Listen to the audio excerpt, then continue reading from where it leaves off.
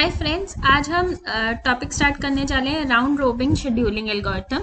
Round robin scheduling algorithm में भी हम दो केसेस कंसिडर करेंगे, एक जीरो अराइवल टाइम और एक with different arrival time. Zero arrival time questions करना हमारे लिए ज़्यादा आसान होता है क्योंकि इसके अंदर रेडी क्यू बनाना आसान होता है। जब हमारे पास डिफरेंट अराइवल टाइम होगा तो हम रेडी क्यू की मदद से इसको निकालेंगे कि राउंड रॉबिन कैसे करते हैं। तो ये एक ट्रिक है जिससे ये क्वेश्चंस बहुत आसानी से सॉल्व हो जाते हैं। अगर आप रेडी क्यू मेंटेन करेंगे तो आपके पास किसी भी तरीके से ये क्वेश्चन आएगा राउंड रॉबिन का, आप बहुत आसानी से कर लेंगे। अब मैं स्टार्ट करती हूँ जीरो अराइवल टाइम से, जिससे आपको रेडी क्यू बनाना आ जाए। अब हमारे पास क्वेश्चन है कि प्रोसेसेस हमारे पास क्या है। प्रोसेसेस हमारे पास है P1, P2, P3 and P4। ये चार हमारे पास प्रोसेसेस हैं। इन प्रोसेसेस में बर्स्ट टाइम दे रखा है हमें 6, 3, 1 एंड 7 और अराइवल टाइम है सबका 0। तो इस केसेस में हम क्या करेंगे, हम सबसे पहले एक रेडी क्यू बनाएंगे कि कौन सी प्रोसेस अभी रेडी है हमारे पास अराइवल टाइम के कॉरस्पॉन्डिंग। एज हमारे पास इस टाइम पे जो अराइवल टाइम है वो सबका 0 है, तो हम सबसे पहले P1 प्रोसेस को रेडी क्यू में डाल देंगे।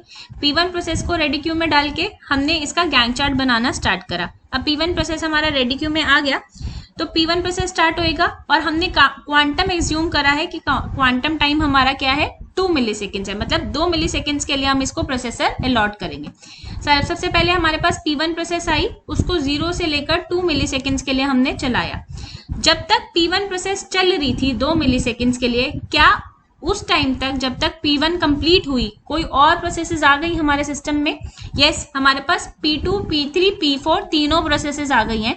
क्यों? क्योंकि सबका अराइवल टाइम 0 है। यही क्वेश्चन जब डिफरेंट अराइवल टाइम के लिए होगा तो उस केसेस में हमें ध्यान रखना पड़ेगा कि जब हमारी P1 प्रोसेस हो रही है तो और कौन कौन सी अराइवल टाइम के कॉरस्पॉन्डिंग प्रोसेसेस हमारे सिस्टम में आएंगी। एस यहाँ पर अराइवल टाइम सेम है तो इसलिए हमारे पास कोई कॉम्प्लिकेशन नहीं है, इसलिए हमने P1, P2, P3, P4 processes को लगा दिया। P1 हमारी रेडी क्यू से निकल चुकी है क्योंकि P1 को ऑलरेडी चल रही है वो प्रोसेसर के साथ। तो P1 चली 2 मिलीसेकेंड्स के लिए। 2 मिलीसेकेंड्स तक जब तक चल रही थी P2, P3, P4 processes already arrived है, तो नेक्स्ट प्रोसेसर आप P2 को दे दोगे क्योंकि P2 ऑलरेडी अराइव्ड है। P1 का टाइम 6 से क्या हो जाएगा, 4, क्योंकि 2 के लिए चल गई है। अब 6 से 4 हो गया P1। अब P2 को अलॉट करा हमने। P2 को अलॉट करा जब, अब हमारे पास P2 प्रोसेस आ जाएगी। P1, अब जो P1 प्रोसेस है वो P1 प्रोसेस गैंग चार्ट से हटेगी, मतलब रनिंग क्यू से हटेगी और वो पीछे लग जाएगी कि अब नेक्स्ट उसका जब टर्न आएगा वो P4 के बाद आएगा। अब P2 प्रोसेस लाइन करी हमने कितने सेकंड्स के लिए, 2 क्वांटम के कॉरस्पॉन्डिंग 2 के लिए। अब P2 का टाइम 3 था, 3 में से 2 चला गया तो ये 1 हो गया। फिर हमारे पास P3 प्रोसेस है रेडी क्यू में, P2 प्रोसेस जाके पीछे लग जाएगी। P3 प्रोसेस आएगी, P3 प्रोसेस कितने के लिए चलेगी, सिर्फ एक ही चाहिए, तो P3 प्रोसेस 1 से 0 हो जाएगी क्योंकि इसको चाहिए ही नहीं ज़्यादा, और P3 प्रोसेस हो जाएगी 0। मतलब अब नेक्स्ट P3 प्रोसेस को हमें रेडी क्यू में लगाने की ज़रूरत नहीं है। फिर P4 प्रोसेस की बात आई। P4 प्रोसेस भी 2 के लिए चलेगी, 7 से लेकर 5 हो गई। 7 से 5 होने के बाद और ये इससे ज़्यादा पीछे जाके लग जाएगी, जैसे P4 कंप्लीट होगा तो ये पीछे जाके लग जाएगी। अब हमारे पास नेक्स्ट सीक्वेंस में क्या आ गया, P1 प्रोसेस, फिर P2 और फिर P4। तो नीचे देखो P1, फिर P2, फिर P4। P1 चलाया 2 सेकेंड्स के लिए, 7 to 9 के अंदर क्या कोई और प्रोसेस अराइव कर रही है, नहीं कर रही है, तो हमारे पास कोई टेंशन ही नहीं, P1 को पीछे लगा दो।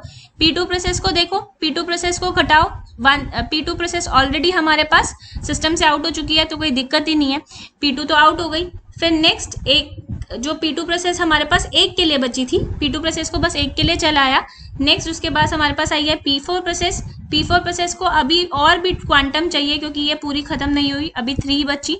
अब हमारे पास P1, P2 और P4 तीनों प्रोसेसेस चल गई। P1 प्रोसेस पीछे आ गई, P2 प्रोसेस खत्म हो गई क्योंकि इसका क्वांटम खत्म हो गया, मतलब अब हमारे पास बर्स्ट टाइम खत्म हो गया और हमें चाहिए नहीं, और P4 प्रोसेस लग गई। अब नेक्स्ट वाले में हमारे पास 2 आ गई, P1 और P4। अब P1 को चलाएंगे हम क्योंकि 2 ही बचा है इसका, तो P1 को चलाया हमने 12 to 14 के लिए, और P4 को अभी भी चाहिए कितना, P4 को यहाँ पर 3 चाहिए, तो P4 चला 14 से 16 तक, P1 भी खत्म हो गया, सिर्फ P4 बचा, तो P4 को लास्ट में लाइन कर दिया और P4 कंप्लीट हो गया। अब इसके बाद अगर हम देखें तो टर्न अराउंड टाइम कैसे निकालते हैं, सेम फंडा, कंप्लीशन टाइम माइनस अलाइवमेंट टाइम। P1 का कंप्लीशन कब हुआ, P1 का कंप्लीशन हुआ बिल्कुल एंड में, देखो जब पूरा P1 चल गया 14 पे, 14 minus arrival time is 0। P2 का कंप्लीशन देखो, P2 का कंप्लीशन कब हुआ 10 पे, तो 10 माइनस 0। P3 का कंप्लीशन खत्म हुआ 5 पे, 5 माइनस 0। P4 का कंप्लीशन कब खत्म हुआ, लास्ट में 17 माइनस 0। टर्न अराउंड टाइम का total average turn around time 14 plus 10 plus 5 by 17 divide by 4।